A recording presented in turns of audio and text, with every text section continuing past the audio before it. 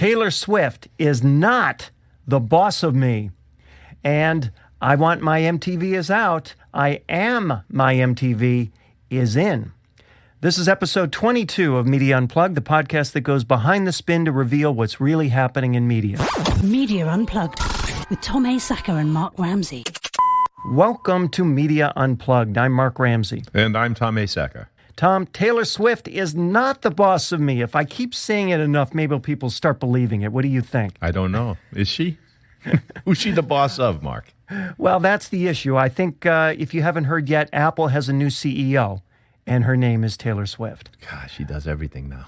She does. Last week, of course, Apple rolled out their Apple Music thing, and Taylor tweeted or Facebooked, whatever she did, that she wasn't going to put her new album 1989 on the platform because for the first 3 months of Apple Music, the free to consumers free 3 months of Apple Music, apparently the negotiation between Apple and the labels resulted in the fact that Apple wouldn't pay anything to the artists during those 3 months. So Taylor tweeted something like, Apple, you don't give away your iPhones for free. Why should we give away our music? And within, I think it was about 30 seconds, Apple's Eddie Q responded, you're right. We will pay artists in that first 3 months just like we do after that first 3 months. We do, by the way, have a slightly larger payout after the 3 months than some of the other guys. But you're right, Taylor. We love you. We love music. We love artists. We're in it for the little people. Love Apple. And here was my first thought, Tom, when I heard this back and forth. Now, I'm not much of a conspiracy person, usually. I am, but go ahead. But if you've ever sat down with anybody from the music labels and tried to persuade them that any of their content should be exposed to any listeners at any time for any reason for free, you will quickly discover that there's no way that's going to happen. So my question is, how in the world was it that Apple came to this negotiated settlement with the labels such that for 3 months of unlimited usage of their content, their artists would be paid zero? How in the world did that happen, Tom? If it happened. We don't I'm know. with you. I mean, obviously, Mark, Apple didn't sit down for a year prior to releasing this service and say, can you imagine being in a room and nobody saying, hey, guys, if we release the first 3 months without giving anyone a cut, this is going to happen, that's going to happen. What do you think we should do? I'm sure that it came up, right? It had to come up in conversations. Oh, I mean, I'm going to play it out for you right now. Here's what happened, okay? Here's what happened. It came up in conversations. They discuss it with their PR firm.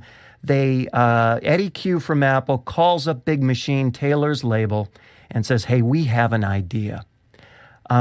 Let's roll this thing out with the promise that all the artists will get paid only when Apple makes a buck after 3 months. And then what happens is Taylor will post a complaint about it, and then we will immediately respond saying, of course, we're going to pay everybody from the very beginning, just like you wish. Oh. And by the way, just like every other streaming service provider already does. Okay, Mark, what kind of story is? I mean, isn't it a better story to have a 25-year-old pop singer use the power of the people and the internet and stand down the world's most valuable company? Yeah, you mean such that she looks better, they look better, all the artists look better, and the entire category looks better, and artists and Apple looks like an ever more artist-friendly organization? You mean because all of those kind of coincidental things will occur? Is that what you're asking me? It's funny how that happened, huh? Her brand got a boost. Apple's brand got a boost, which launches tomorrow. Oh, yeah, that's right. And they're also going to have Taylor Swift's 1989 album. Yes. Which she won't release through Spotify and Pandora. That's right. What a coincidence, Tom. You know what, though? You and I are literally the only people I've ever seen hear or talk or write about this probability, yet it's the obvious thing to me. And I'm so glad to hear you're just as cynical, jaded, and conspiratorial as I am. I think it's funny. A thing I don't understand, and maybe you can explain this to me because it kind of, I don't know. I'm always a bit confused when it comes to how this all works anyway. So I'm reading that she refused to release her album 1989 to Spotify and Pandora because their free tier service cheapens her product. I said, okay. So I don't know what that means. And so then I said, well, wait a minute. Let me go on to YouTube. That's the number one place to listen to free online music. I think there's 1 billion listeners monthly on YouTube. Mm-hmm. And I said, well, lo and behold, Taylor Swift's entire 1989 playlist is on YouTube. How? I don't get what's going on here. What does that mean? Free tiered service cheapens her product. Well, this is another indication that what you and I were talking about is so that she's playing with symbolism here. She's calling one thing a cheapening of her product, while another thing that's entirely equivalent and pays her just as little is somehow not cheapening her product. It doesn't make any sense. And in fact, this very argument was one that one of Pandora's founders, Tom Conrad, pointed out. Now, I know Tom. And there was a whole thing in one of the trades about illustrating his tweets on this topic. Here are his tweets. Let me just go through them quick. Number 1, Spotify, YouTube, Pandora, and others will pay artists for their free tiers and trials. It's the right thing to do, and oh, by the way, it's what they've always done. Number 2, Swift took her new album off Spotify not because she's not paid, but because she feels their free service, quote, devalues music, as you said. Number 3, Swift never pulled from YouTube, which is the most popular free service and certainly devalues music if Spotify does. Number 4, Swift's career was built on terrestrial radio play, which is a free service and doesn't pay recording artists a dime.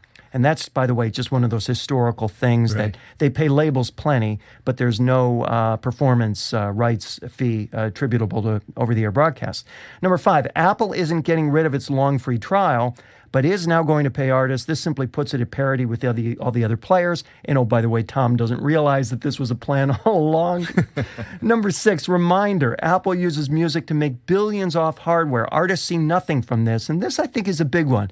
What people don't understand is that to an approximation, all of Apple Music is a rounding error for Apple. Right. That what they really want to do is create an ecosystem that they can control, that matters to consumers, at the center of which is their technology and their hardware, which is expensive and profitable. That's right. Yeah, they want to sell iPhones, right? So they don't want anyone to leave the iPhone and go to Android. So how do you do that? Make sure you keep adding value to that thing. That's right. And in fact, another article that I looked at from, this is 24/7 Wall Street, it says, if they're not making much money from this, why would they do it? One clue comes from a 2012 Forbes article that described the company's overall strategy. Apple launches, quote, desirable offerings and features to create lock-in and switching costs, the article stated. In other words, Apple creates services and features not in order to generate revenue from them directly, but as a means of selling the products it does make a significant amount of money on. And sadly, those are products from which the artists will benefit not at all. Yeah. It's not really a switching cost. I mean, it's a psychological switching cost, because it doesn't cost you anything to switch from iPhone to Android. But if you're going to not lose something, see, right? If I don't have Apple Music and I switch to get something else, then maybe I'll go. But now if I have Apple Music, if I leave, I'm going to leave Apple Music. So what they're trying to do is just continue to add value to this thing so that people won't leave it. And they're adding value to this thing using content in media that the audience, that its primary buying audience wants, which is pop culture, music, all of this stuff is very relevant to the core audiences that they're most interested in, which is why they're doubling down on it. But I think it is so funny that for artists, which of all people should realize now in this age, when you're not making all the money you used to make from vinyl, and you're not making all the money you used to make from CDs, and you're never, ever going to make that kind of money from streaming, just because of the nature of the beast. Right. And more of your revenue has to come from touring and merch and, licensing and all the other stuff these artists do. They don't realize that they are simply the kind of the foot in the door for Apple's ecosystem. And once you get into that ecosystem, it's about the artist, not at all. Absolutely. Absolutely. It's just like I said, it's a value component to them. Yeah. Pure and simple. I can't believe that you agree with me that this is a prefab conspiracy. Oh, I love that. Yeah, I think it is. I love nobody's saying that but us. All right. You are listening to Media Unplugged with Tom Asacker and Mark Ramsey. I Want My MTV is out. I Am My MTV is in. Tom, this is from an article in Digiday. MTV, it may surprise nobody at all, is having some troubles of late. And they are working to kind of what the trade calls a massive rebranding. Things are tough when it requires a, quote, massive rebranding.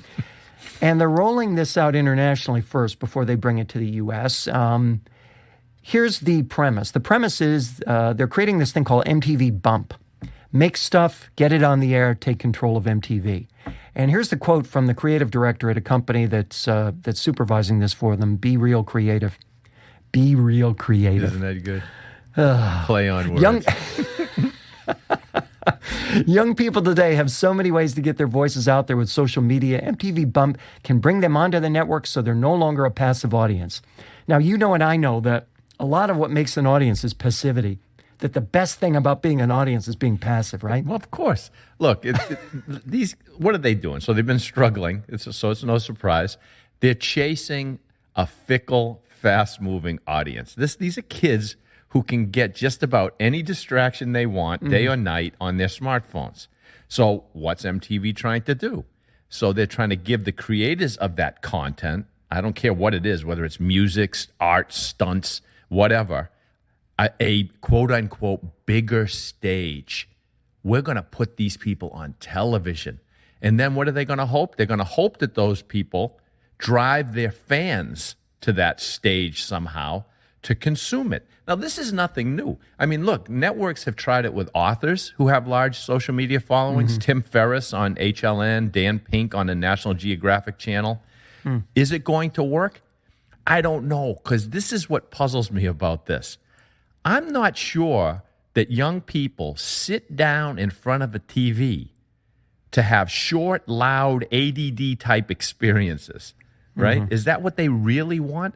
And the creative people, they said, well, most of our audience are looking for television media brands to give them a platform for their creativity. That's not true. The hell That's is that? just so false on its face, isn't it? Exactly. Most of us want to sit back and be entertained in a way that we can't get from our smartphones, right? So let me ask you this. So let me go into some detail about what this is. MTV Bump will pull clips of content submitted by viewers on mtvbump.com via Instagram and Vine. Eventually, content will be automatically scraped from the hashtag MTV Bump. The content will be filtered for local relevance in each market and can be turned around and put on the air within 2 hours. Users will be notified when their content is going to air, hopefully drawing important young viewer eyeballs to MTV. Because you're absolutely right. I mean, this is nothing more than essentially than an MTV selfie is what they should have called it. An attempt for you to drag your own friends into watching you on MTV. Hey, Mom, I'm on MTV. I made it. I finally made it. I'm on TV. Yeah, and that I think what's so interesting about this, two things. First of all, not coincidentally, also debuting this week on US MTV is the TV version of Wes Craven's Scream, which is a series, right, which couldn't be more narrative-based and more contrary to I Am My MTV if it tried, right? I know. I don't think these kids, I don't think they care. I don't think TV means to them what it meant to us, you know? It's not like, hey, my clip is on TV. So what? I mean, it's almost like Steve Martin in The Jerk, right? When he saw his name in the phone book. I made it. I'm somebody. It's who cares? Now, is experimenting a good thing for brands to do, media brands? Absolutely. Do consumers desire experimentation? No. I was reading the chief marketing officer of Viacom UK. She says, Kerry Taylor, she says, our audience expects MTV to push boundaries and take creative risks. No, they don't. No, they don't. The audience wants quality entertainment, the way they define it. That's it. You know, I'm reminded of something we talked about on a much earlier episode. Remember I told you HLN had this new thing called News in a Movie? Right. Where they had a bunch of social media come in and they would break this movie up like 15 times. Oh, and they would talked have about that. I told a you bunch that was of social a disaster. media. Who wants to do yes. that? Not only that, but suspiciously, it isn't on HLN anymore, and I've never seen anything about it going off HLN. Yeah. So it has just quietly evaporated, and that's another example of saying, well, people want social. Let's bring social to TV, and thus we'll give people more of what they want. What people forget in this case, I think, is, you know, this I Am My MTV is literally the tagline for this new thing. I Want My MTV was once the tagline of MTV, but what people forget is I Want My MTV wasn't just a tagline. It was a clarion call to young people, because the rest of that spot, as I recall it, was tell your cable company, I want my MTV. That's right. That was the purpose. The purpose was to get distribution on cable operators that were not carrying the channel. That's a whole different thing. So to say it used to be I Want My MTV and now it's I Am My MTV, it's just way too conveniently prefab in my view. Well, I don't see it, but we shall see, right, Mark? We shall see. We have never been wrong yet. We haven't been right yet, but we also haven't been That's wrong right, because yet. not enough time has gone by. There's not enough time. We're only 22 episodes deep. There you go. Rants and raves, Tom. What do you have for us today? Oh, well, I don't have anything really too clever. Listen, I think this Tom, is a what rave. part of this was a surprise to you? No, I think this is a rave, but I'm not sure. I mean, I'm going to call it an omen. So I'm reading that. So Amazon, Rants and omens. It's an omen. So Amazon has services. Well, you know, they've got something called Kindle Unlimited and Kindle Owner's Lending Library. And that lets people borrow and read a certain number of books at a time. And I think it costs around $10 a month. So anyway, self-published authors who participate in these programs, they're paid out of a pool of subscription funds according to how popular their books are. But Amazon's about to change something. Starting Wednesday, July 1st, Amazon is going to pay those authors based on the number of pages read rather than the number of times their book has been borrowed. So now I'm already making changes to my book. I'm going to add a whole bunch of pictures. I was going to increase the font size and the line spacing, but Amazon already figured that out, and they got some kind of algorithm in there to stop that. But, why would it be pages instead of words? Huh? Why would it be pages instead of words? I don't know. But here's the thing. I'm not even really sure what to make of this. But here's what I can assure you. Other people are watching this, and they're going to start playing similar metric games. And that's going to raise the bar for all creatives and content creators. I mean, I'm thinking about this. If I'm a cable network, what I'm going to do now is I'm going to provide an advance for new shows. Then I'm going to pay out against the advance based on the number of minutes that people watch the show. Advertisers are going to pay agencies based on the number of seconds that someone watches their ad. Creators of online education will be paid based on the number of minutes people stay engaged with the course. This is going to be fun to watch, but I think it's kind of a bit scary because I'm not sure all value can be captured in numbers. But that's where we're headed with this stuff. Interesting. That's very interesting. And at the very least, I know this much, and that's that J.K. Rowling somewhere is uttering the term ka-ching. Yeah, exactly. All right. Here's my rant for you this week. This is one you and I actually shared, so this won't come as a surprise to you. But this just got me so steamed, I could barely contain myself. It's from Copy Blogger. It's called, and the article is called, or it's the article sales pitch. One never knows with Copy Blogger. The one irrefutable universal law of podcasting success. And Tom, how can you not read that, right? Well, we need to know what that is, right? What is it? You need to know what it is. I mean, what the answer is shorter than the actual title of the post, strangely enough. Here's what it is. show up reliably over time.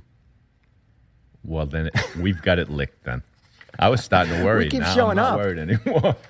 So I thought, wait a minute, that's the payoff. Show up reliably over time. And the article goes on to say, let's see, that most podcasts don't last 10 episodes and most of the rest don't last 20 episodes. So I'm happy to report we're now in the top 1%, apparently. Excellent.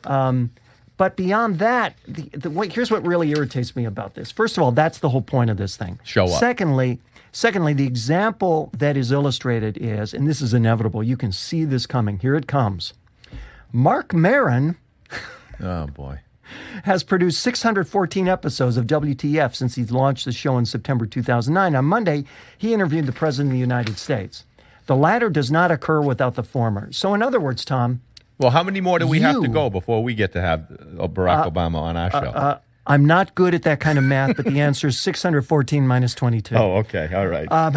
5 something. But you can see what I'm trying to get at here is that the implication is that you can be Mark Maron. You are 500 and some odd episodes away from being Mark Maron. You can be Harper Lee. You can write To Kill a Mockingbird too. If you ever put pen to paper, you can do it too. This notion that if you pick the most successful component of the category as an example of the category, then what's the difference between that and doing those pictures of the people with the turkey necks on the infomercials? Well, not just that. Why can't you apply this to everything? Why can't you say bonanzas should still be going on? They should have just kept going.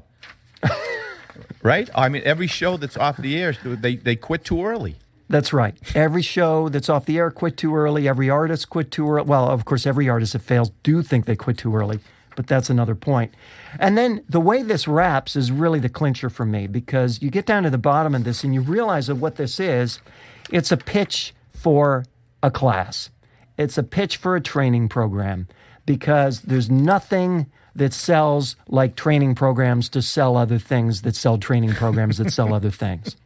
And if anything, Copyblogger is famous for putting out stuff that people didn't know that they didn't need, but think they need it anyway, even though they don't. So that's my rant for this week. I was just so irritated that this ended in a class. So the idea is, here's the one thing you need: show up reliably. And if you're the kind of person who shows up reliably, then you are a showrunner. And if you're a showrunner, you got to sign up for the showrunner course. Wait a minute. I'm lost. So what is the class going to teach you? How to show up reliably? That must be it. Like how to set an alarm. Okay, I get it. You're confused about which end of the funnel these folks are on. Okay, these folks are on the top of the funnel. You're thinking of the bottom. The bottom of the funnel doesn't matter until you click pay. I got it. Yeah, very irritating. Anyway, that's Media Unplugged for this week. Please remember to subscribe to us at iTunes or on Stitcher. And while you're there, please rate the show. It helps other folks discover us. No, it really does. Please rate the show. You can also catch us at SoundCloud, Podcast One, Radio Inc., Media Biz Bloggers, and on a Good Day Net News Check. You can follow Tom on Twitter at Tom Asacker and Mark at Mark Ramsey Media. Send us your questions and comments using hashtag Media Unplugged. If you like the show, please jot a note that you did so. We've seen some of those come through lately. That's been fun to see. If there's a media topic you want us to cover, tweet us. You can read the show notes and share the show at our website, MediaUnplugged.net. Special thanks to the Uber producer of Media Unplugged, Jeff Schmidt. Exciting audio for media. You can find him at jeff-schmidt.com. For Tom Asacker, I'm Mark Ramsey. Thank you for listening.